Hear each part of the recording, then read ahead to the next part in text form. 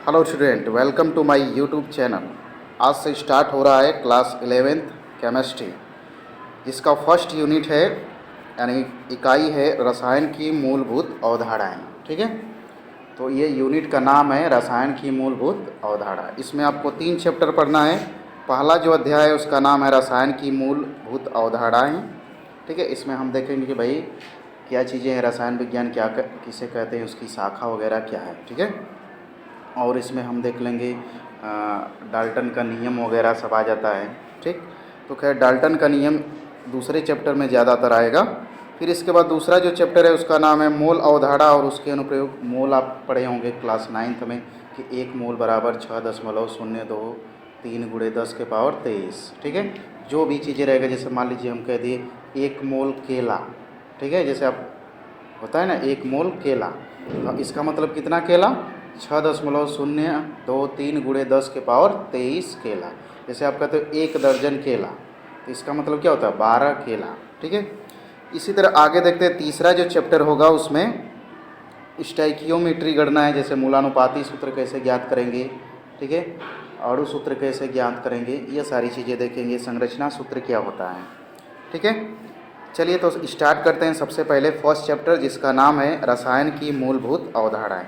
इसमें सबसे पहले हम समझेंगे कि रसायन विज्ञान होता क्या है।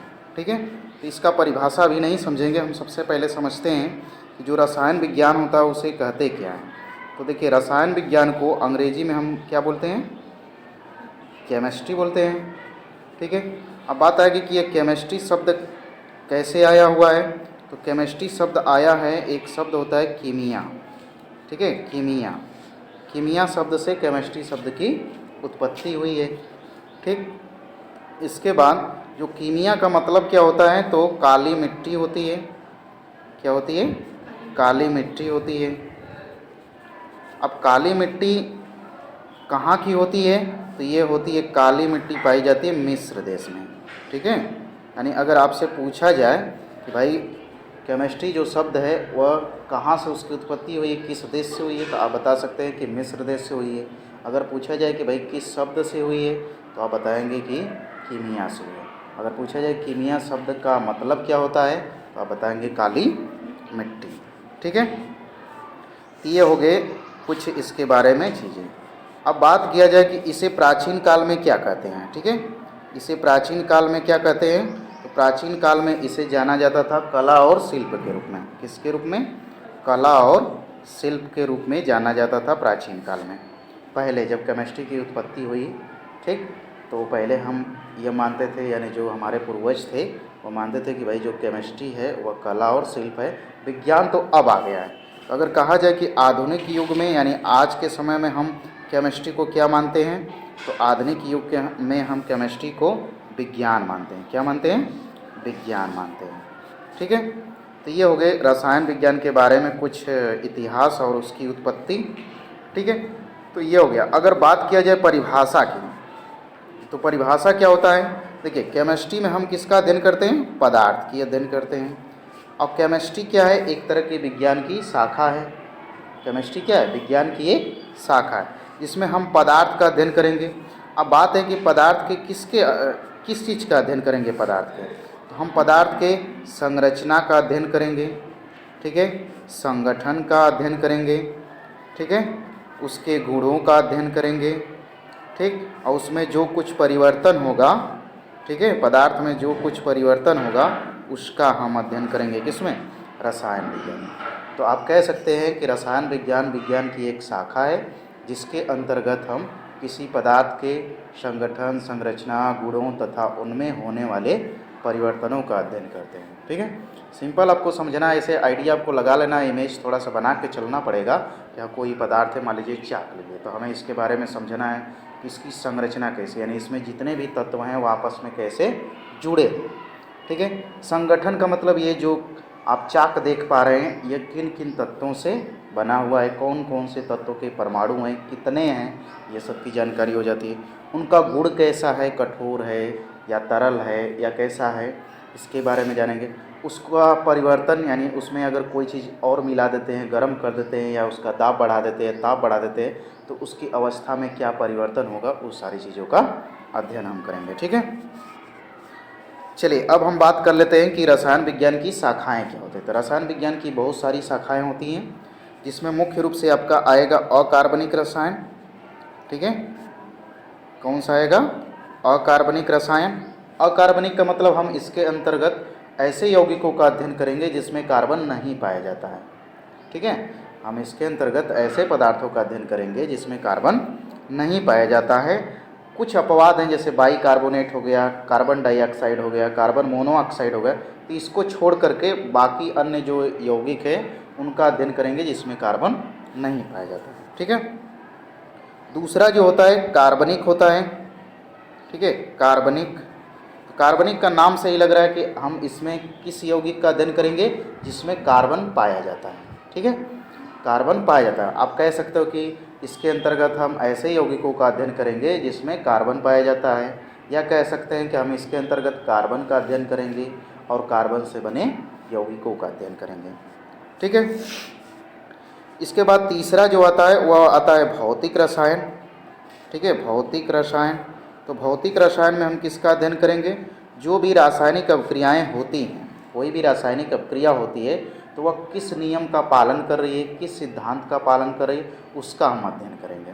ठीक है, कोई भी रासायनिक अभिक्रिया हो रही है, किस नियम पे आधारित है, उसके लिए क्या सिद्धांत है, उसका हम अध्ययन किसके अंतर्गत करते हैं? भौतिक रसायन के अंतर्गत करते हैं। ठीक है, नेक्स्ट आपका जो है वह है आपका जैव रसायन। ठीक है, जैव रसायन। जैव रसायन नाम से ही लग रहा है हम ऐसे यौगिकों का अध्ययन करेंगे, ठीक है, जो जीवधारियों में पाया जाता है, या हम ऐसे रासायनिक अभिक्रियाओं का अध्ययन करेंगे जो जीवों के अंदर पाया जाता है, जिनमें लाइफ होता है। ठीक है, उसका हम अध्ययन किसके अंतर्गत करेंगे? जैव रसायन। इसे इंग्लिश में बोलेंगे बायो केमिस्ट्री। इसके बाद एक और आता है विश्लेषित रसायन। ठीक है, विश्लेषित रसायन। तो विश्लेषित रसायन क्या होता है? जिसमें किसी पदार्थ का हम विश्लेषण करेंगे कि उसकी पदार्थ की मात्रा क्या है, उसका गुण कैसा है, उसका हम पूरी तरह से विश्लेषण करेंगे, अर्थात जानकारी इकट्ठा करेंगे। ठीक है, तो विश्लेषित का मतलब ये हो गया। फिर इसमें और भी बहुत सारी उप शाखाएँ आती हैं, तो हम शाखा में ही इसको गिन लेते हैं। जैसे आता है औषधि रसायन। ठीक है, औषधि रसायन तो नाम से ही लग रहा है मेडिसिनल केमिस्ट्री बोलेंगे, मतलब हम ऐसे पदार्थों का इसके अंतर्गत अध्ययन करेंगे जो औषधि के काम में आता है। ठीक है, दवाई बनाने के काम में आता है। ठीक है, इसके बाद कृषि रसायन भी आता है। तो कृषि में जो पदार्थ यूज होते हैं, जो भी कार्बनिक या कार्बनिक पदार्थ यूज होंगे, उसका अध्ययन हम किस में करेंगे? कृषि रसायन के अंतर्गत करेंगे। ठीक है, ऐसे ही नाभिकीय रसायन होता है और बहुत सारे रसायन की शाखाएं हैं। तो ये कुछ महत्वपूर्ण शाखाएं हैं जिनके बारे में आपको जानना है। जैसे कि हमने आपको बताया अकार्बनिक रसायन, जिसमें अकार्बनिक यौगिकों का अध्ययन करेंगे। कार्बनिक रसायन, जिसमें हम कार्बन और कार्बन से बने यौगिकों का अध्ययन करेंगे। और तीसरा बताया आपको भौतिक रसायन, यानी इसमें हम कोई भी रासायनिक अभिक्रिया हो रही है तो वह किस नियम का पालन कर रही है, किस सिद्धांत पर कार्य कर रही है, उसका हम अध्ययन करेंगे। ठीक है, जैव रसायन में हम ऐसे यौगिकों का अध्ययन करेंगे या ऐसी अभिक्रियाओं का अध्ययन करेंगे जो कि जीवों के अंदर होती है, जीवों के अंदर से पाई जाती है। ठीक है, नेक्स्ट है आपका विश्लेषित रसायन, यानी इसके अंतर्गत हम किसी भी पदार्थ का विश्लेषण करेंगे, उसकी मात्रा कैसी है, उसकी गुणवत्ता कैसा है, इसके बारे में जानकारी मिलेगी। औषधि रसायन में हम ऐसे पदार्थों का अध्ययन करेंगे जो औषधि में यूज होता है, दवाई वगैरह बनाने में यूज होता है। ठीक है, कृषि रसायन के अंतर्गत हम ऐसे पदार्थों का अध्ययन करेंगे जो कृषि में उपयोग होता है, जैसे खाद वगैरह बनता है ना, यूरिया हो गया, डाई, पोटाश, ये नाम सुने होंगे आप सब। ठीक, तो ये सब किसके अंतर्गत अध्ययन होगा? कृषि रसायन के अंतर्गत। ठीक है, तो उम्मीद है कि आपको इतना समझ में आ गया होगा। कोई डाउट हो तो पूछ लीजिए। औद्योगिक रसायन भी है ना। चलिए आगे हम लोग देखते हैं। आगे हमें देखना है कि द्रव्य या पदार्थ क्या होता है। हो सकता है कि आपके सिलेबस में इसके बारे में थोड़ा शार्ट में दिया है। ठीक है, द्रव्य के बारे में आप क्लास 9th में पढ़ चुके हैं, लेकिन हम यहाँ पर आपको डिटेल में थोड़ा सा, डिटेल का मतलब पूरा डिटेल में नहीं, जैसे आप 9th में पढ़ते हैं थोड़ा शार्ट में करेंगे, पर हर एक चीज़ टॉपिक को समझते चलेंगे। तो द्रव्य, आप जैसा कि आप 9 में पढ़ चुके हैं कि द्रव्य क्या होता है? वे पदार्थ या वे वस्तुएँ, ठीक है, वे वस्तुएँ जो स्थान घेरती है, जिसका भार होता है अर्थात द्रव्यमान होता है, उसे हम द्रव्य या पदार्थ कहते हैं।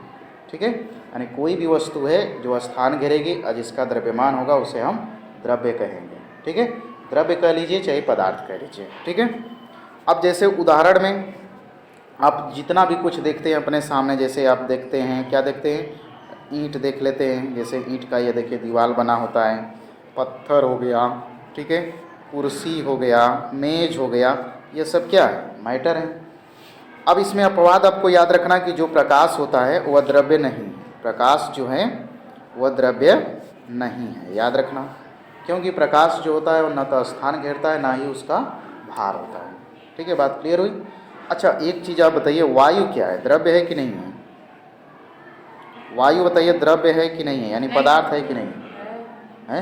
नहीं, वायु स्थान कहाँ गिरता है? अरे भाई सोच के बताइए,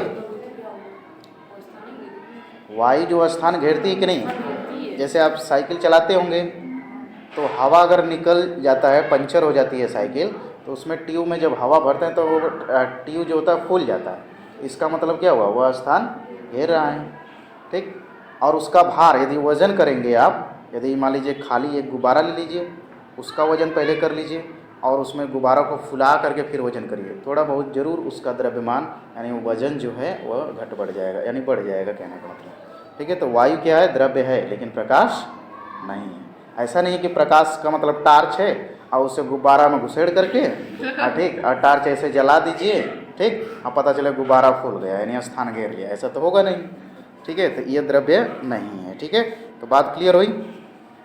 अब बात करेंगे कि द्रव्यों का वर्गीकरण क्या होता है। ठीक है, तो इसको आपको समझना है, द्रव्यों का वर्गीकरण। तो देखिए, द्रव्यों का वर्गीकरण दो तरह से होता है, एक तो भौतिक अवस्था के आधार पर होता है, ठीक है, एक भौतिक अवस्था के आधार पर होता है, एक रासायनिक गुणों के आधार पर होता है। ठीक है, रासायनिक गुणों के आधार पर होता है।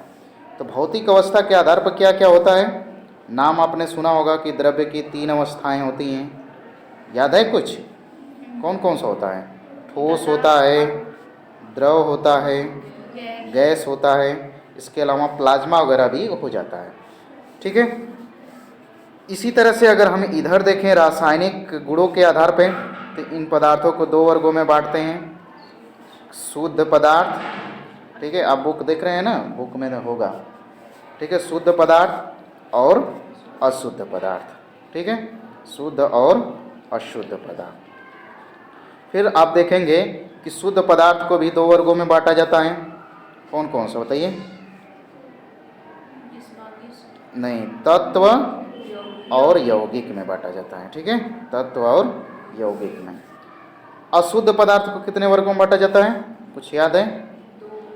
2 वर्गों में, कौन कौन सा? समांगी, समांगी और विषमांगी। ठीक है, आपके सिलेबस में ये है ना, खैर ये 9th का है, अगर छूट भी जाता है ना तो आप 9 से कवर कर सकते हैं। चलिए, तत्व को फिर कितने वर्गों में बांटा गया है, पता है कुछ आइडिया बताइए? देखिए, तत्व को 3 वर्गों में बांटा गया है, एक आप धातु जानते हैं, अधातु जानते हैं, थोड़ा बहुत यहाँ पर बताएंगे क्योंकि 10 में आप जस्ट पढ़ के आ रहे हैं, एक होता है उपधातु ना, आप 10 में पढ़े होंगे, पूरा चैप्टर ही धातु अधातु पर था है। ठीक है, फिर यौगिक को अगर देखा जाए तो यौगिक भी 2 टाइप में यानी 2 वर्गों में इसे बांट सकते हैं, एक कार्बनिक यौगिक और एक अकार्बनिक यौगिक। ठीक है, अब इसके बाद अगर समांगी पदार्थ को देखा जाए तो हम एक और नाम से जानते हैं, विलयन के नाम से, समांगी पदार्थ को हम विलयन जानते हैं, एक और नाम से विलयन। यानी विलयन क्या होता है, 2 या 2 से अधिक पदार्थों का समांगी मिश्रण होता है। ठीक है, विलयन के बारे में पूरा डिटेल आपका क्लास 12th में है। ठीक है, तो ये हो गया आपका वर्गीकरण। क्या क्या हो गया वर्गीकरण, थोड़ा एक बार फिर से समझिए कि जो पदार्थ होते हैं उसे 2 भागों में बांटेंगे, पहले एक भौतिक अवस्था के आधार पर, एक रासायनिक। भौतिक अवस्था के आधार पर 3 होते हैं, ठोस, द्रव, गैस। ठीक, और रासायनिक गुणों के आधार पर शुद्ध और अशुद्ध होंगे। ठीक है, और फिर इसके बाद शुद्ध को 2 वर्गों में बांटा गया, तत्व और यौगिक में। फिर तत्व को 3 वर्गों में बांटा गया, धातु, अधातु और उपधातु।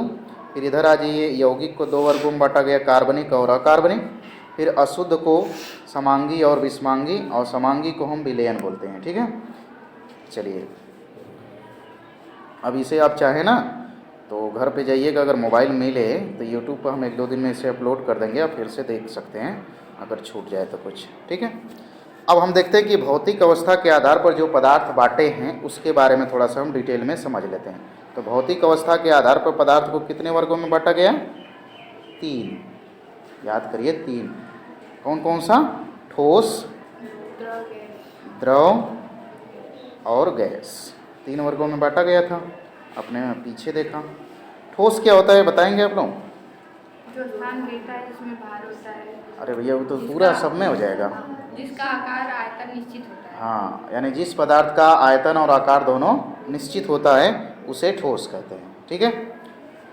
तो भैया अब इसका उदाहरण देख लीजिए, इसमें बहुत सारा होगा। आप बता सकते हैं ठोस के कण बहुत पास पास होते हैं, इनके बीच में आकर्षण बल जो होता है बहुत ज़्यादा होता है, जिससे वह पास पास होते हैं, उनकी गतिज ऊर्जा कम हो जाएगी। अगर आकर्षण बल अधिक लग रहा है तो वह आपस में एक दूसरे से बंधे रहेंगे।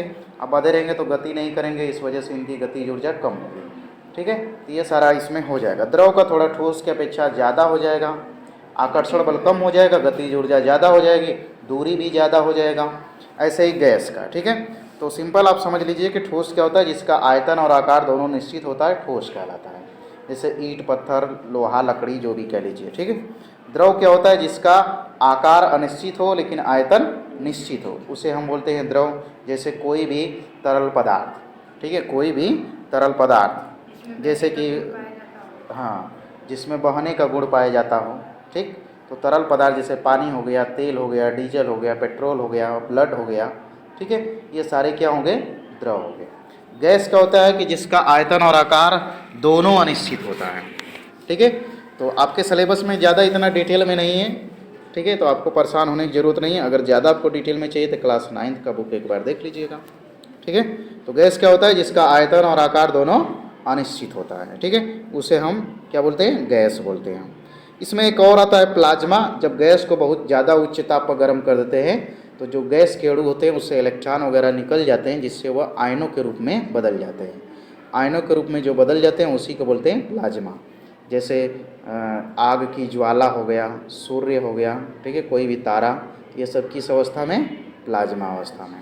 आप गैस जलाते हैं ना, चूल्हा वाला जैसे ही जलाते होंगे गैस को चालू करके तो लौ निकलती है नीला नीला, तो वह भी प्लाज्मा स्टेट में हो गया, ठीक है। चलिए, तो ठोस के बारे में आप समझ गए, तो ज़्यादा इसमें कुछ नहीं है। आप चाहें तो एक काम कर सकते हैं, आप एक स्ट्रक्चर बना सकते हैं। कैसा स्ट्रक्चर? जैसे 3 स्ट्रक्चर बनाइए। ठोस के लिए एकदम क्या करिए? कणों को पास पास एकदम कर दीजिए, कणों को एकदम पास पास रख दीजिए, इससे बहुत सारा आइडिया आपको मिल जाएगा। और जो द्रव है उसके लिए थोड़ा दूर दूर कण को बना लीजिए। ऐसे क्या करिए? दूर दूर थोड़ा कण को बना लीजिए। और जो गैस है उसके लिए बहुत सारा दूर दूर, बहुत ज़्यादा दूर दूर, ठीक है। अब इससे आपको आइडिया मिल जाएगा कि ठोस के कण बहुत पास पास है। इसका मतलब क्या है? कि उसके अणु पास पास क्यों हैं? क्योंकि उनके बीच कुछ न कोई ऐसा बल होगा जो काफ़ी ज़्यादा लगता होगा, और काफ़ी ज़्यादा लगने की वजह से वह सब पास पास होंगे, तो उसे बोलते हैं आकर्षण बल।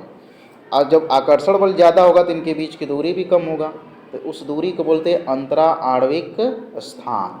अंतरा आणविक स्थान। तो अंतरा आणविक स्थान ठोस का क्या हो जाएगा? कम हो जाएगा। और इसी तरह द्रव का आपने देखा, इसके अपेक्षा कर करके आप बता सकते हैं ठोस द्रव गैस में अंतर, ठीक है। अब रासायनिक गुणों के आधार पर देख लेते हैं। तो रासायनिक गुणों के आधार पर हम कितने वर्गों में बांटे थे भैया? 2 वर्गों में। किसमें? शुद्ध और अशुद्ध में, ठीक है, शुद्ध और अशुद्ध में। शुद्ध पदार्थ किसे कहेंगे? ऐसे पदार्थ जो एक ही प्रकार के कणों से, परमाणुओं से या अणुओं से बना होता है, या सिंपल कह सकते हैं अवयव से बना होता है। बुक में क्या लिखा होता है? कि ऐसे पदार्थ जो एक ही प्रकार के अवयव से बना होता है उसे शुद्ध पदार्थ कहते हैं। इसमें क्या है कि जिन समान पदार्थों का संगठन निश्चित और स्थिर होता है शुद्ध पदार्थ कहलाते हैं। हाँ, तो वही बात है, उससे कोई मतलब नहीं है, ठीक है। ज़्यादा आप सिंपल भाषा में समझिए कि शुद्ध क्या होता है? कि ऐसे पदार्थ जो एक ही प्रकार के अवयव से बना होता है उसे हम क्या बोलेंगे? शुद्ध पदार्थ। और जो अलग अलग प्रकार के अवयव से बना होगा तो उसे हम बोलेंगे अशुद्ध पदार्थ। अब क्लास 9th का देखेंगे बुक, तो उसमें यही परिभाषा लिखा है, शुद्ध और अशुद्ध का, ठीक है। तो आपको ये समझना, जैसे मान लीजिए आप चावल बनाते होंगे, ठीक है, तो चावल बनाते होंगे तो उसमें केवल चावल के ही कण रहते होंगे, ठीक है। तो आप कहोगे कि शुद्ध चावल है, यानी भात जिसको बोलते हैं ना, शुद्ध भात है, भले ही पानी मिलाया हो शुद्ध भात है, लेकिन उसी में दाल और नमक वमक हल्दी हल्दी सब डाल दिए तो क्या हो गया? खिचड़ी हो गया। खिचड़ी बन गया। अब खिचड़ी बन गया तो हो गया अशुद्ध भैया, उसमें एक से अधिक प्रकार के अवयव आ गए। ठीक है, अब भात में ऐसा नहीं हुआ। ठीक है, तो आप ऐसे भी समझ सकते हैं। ठीक है, फिर शुद्ध पदार्थों को हम कितने वर्गों में बांटे हैं? 2 वर्गों में, तत्व और यौगिक में। तो तत्व क्या होता है? तत्व ऐसे मतलब तत्व किसी पदार्थ का सूक्ष्मतम भाग होता है, यानी छोटा भाग होता है, जिसे हम किसी भी विधि द्वारा और सरल रूपों में नहीं कर सकते हैं। ठीक है, मतलब कोई ऐसा चीज़ है, कोई भी पदार्थ का ऐसा भाग है कि बहुत छोटा है और उसे हम किसी भी विधि द्वारा और छोटा न कर सके, तो उसे ही हम बोलते हैं तत्व। ठीक है, तो तत्व समझ गए कि तत्व किसी पदार्थ का सबसे छोटा अवयव है, जिसे किसी भी भौतिक या रासायनिक विधि द्वारा और सरल भागों में या अवयव में तोड़ा न जा सके, उसे हम बोलेंगे तत्व। ठीक है, तत्व कुल कितने होते हैं? 118 तक तत्व खोजे गए हैं, जिनमें से 26 जो तत्व हैं वो मानव निर्मित हैं। ठीक है, और बाकी शेष आपका है 28 दिया है इसमें। अच्छा 28 है, तो चलिए 28 देख लेते हैं। 28 मान लीजिए क्या है कि मानव निर्मित है, और बाकी शेष जो बचा वह प्राकृतिक है। ठीक है, इसके बाद तत्व को भी 3 वर्गों में बांटते हैं, धातु, अधातु, उपधातु। तो धातु क्या होता है? सिंपल सा आप समझिए, धातु जो होता है, मैक्सिमम जो धातुएं होती हैं वह कठोर होती हैं। ठीक है, कठोर होती हैं और विद्युत के और ऊष्मा के सुचालक होती हैं। इनमें तन्यता का गुण पाया जाता है। ठीक है, इनमें आघातवर्धनीयता पाई जाती है। ये इलेक्ट्रॉन त्याग करके धन आयन बनाते हैं। ये जो आपने 10 में पढ़ा है ना, वही सारा यहाँ पर हो जाएगा। ठीक है, तो धातु के बारे में यह हो गया। अधातु क्या होगा? जो इलेक्ट्रॉन ग्रहण करके ऋण आयन बनाए।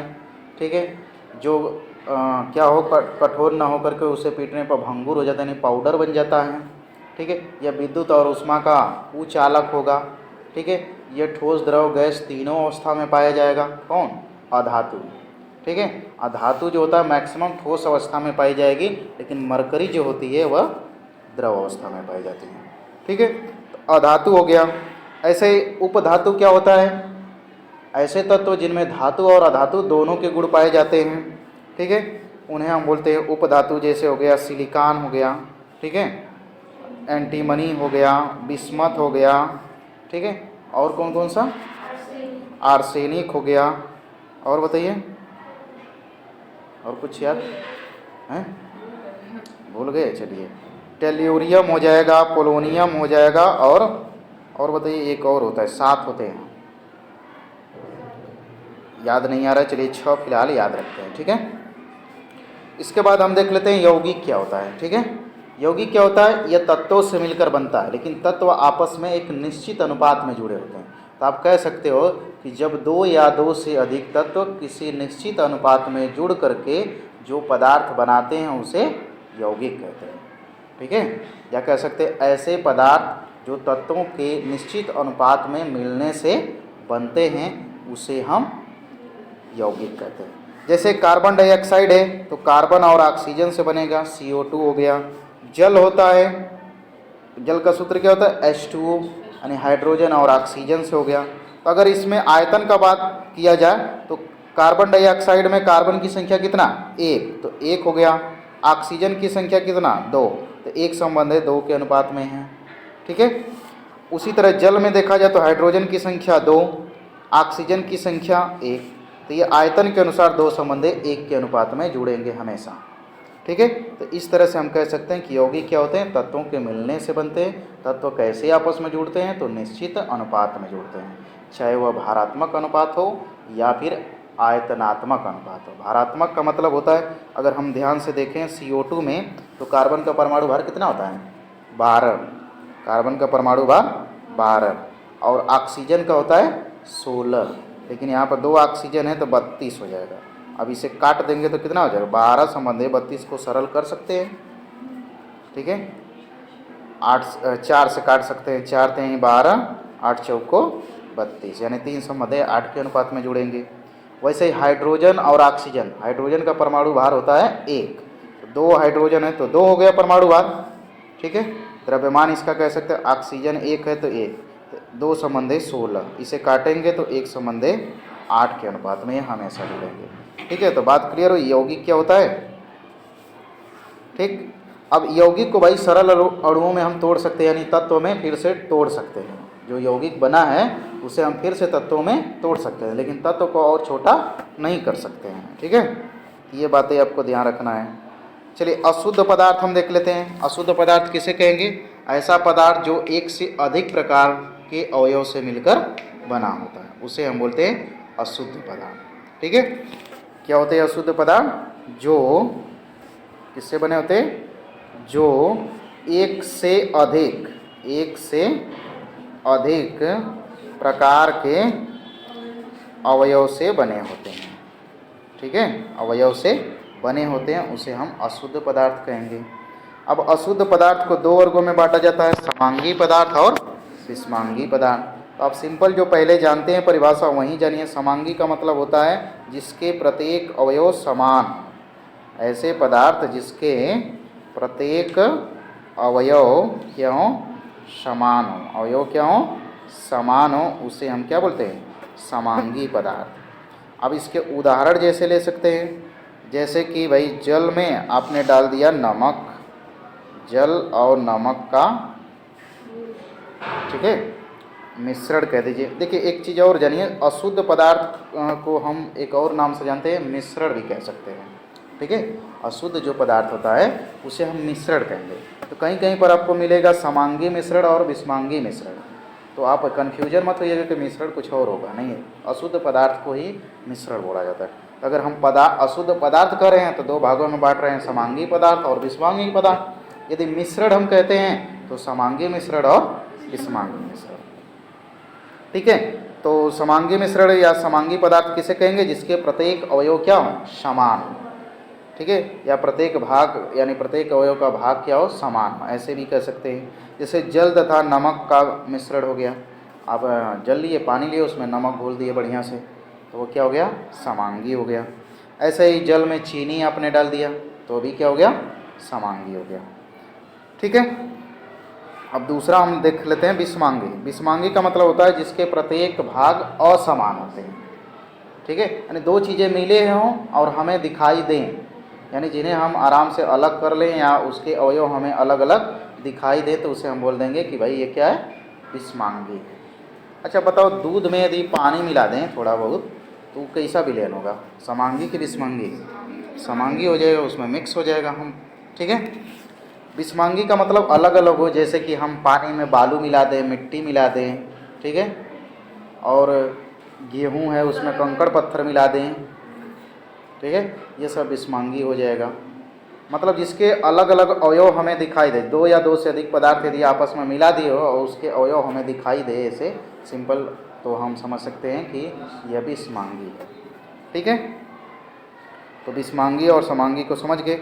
अब थोड़ा सा हम बात कर लेते हैं विलयन को। तो विलयन क्या होता है? 2 या, हो सकता है आपके बुक में न दिया हो, देख लीजिएगा, दिया है, 2 या 2 से अधिक से, हाँ 2 या 2 से अधिक शुद्ध पदार्थों के समांगी मिश्रण को, समांगी मिश्रण को हम क्या बोलते हैं? विलयन। हाँ, अच्छा शुद्ध पदार्थ नहीं कह सकते, अशुद्ध के कैटेगरी में आ रहा है ना। नहीं, इसमें तो दिया है शुद्ध पदार्थों के समांग मिश्रण को विलयन कहते हैं। चलिए शुद्ध अगर नहीं जोड़ते हैं तो आप ऐसे भी बता सकते हैं कि 2 या 2 से अधिक पदार्थों के समांगी मिश्रण को विलयन कहते हैं। ठीक है, 2 या 2 से अधिक पदार्थों के समांगी मिश्रण को विलयन कहते हैं।